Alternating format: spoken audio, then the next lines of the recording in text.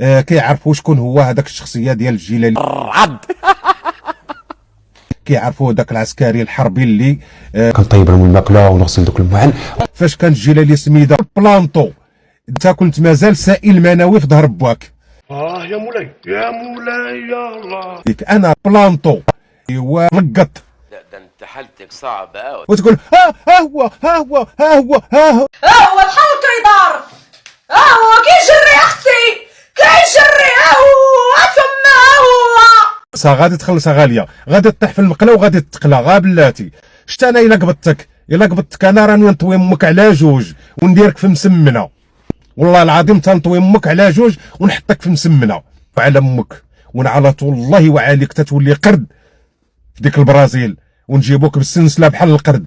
جبت الاسرار ديال الدوله على قدها ديال الجزائر. معلومات زي ايه؟